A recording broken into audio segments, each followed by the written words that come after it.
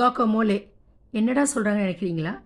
World ஃபேமஸான Mexican tip அல்லது salad நீங்கள் எப்படி வேணால் வச்சுக்கலாம். ஆவகேடோ இந்த ஃப்ரூட்டை வச்சு அவங்க பண்ணுறாங்க. இந்த ஃப்ரூட்டை வச்சு நம்ம என்ன பண்ணுவோம்? ஆவகேடோனாலே அது பட்டர் மாதிரி க்ரீமியாக இருக்கனால மில்க் ஷேக் அல்ல ஐஸ்கிரீம், இந்த ரெண்டு தான் நம்ம செய்யணும்னு மைண்ட் செட் பண்ணி வச்சிட்டோம்.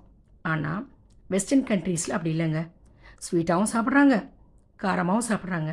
அதில் ஒன்று தாங்க இந்த காக்கோமோலே.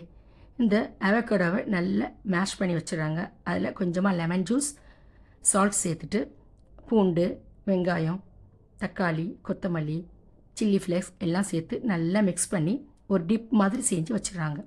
ஈவினிங் டைமில் ஃபேமிலியில் எல்லோரும் உட்காந்து சிப்ஸ் எடுத்து இதை டிப் பண்ணி சாப்பிட்றாங்க.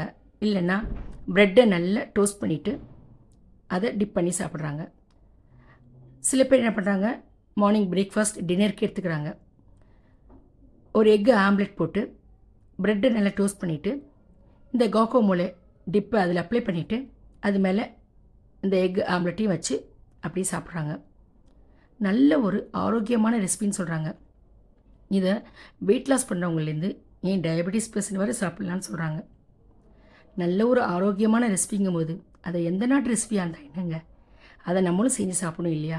அப்படி தாங்க நான் சாப்பிடுவேன். அதுதான் என்னுடைய பழக்கம். இதை பற்றி நீங்கள் என்ன நினைக்கிறீங்க?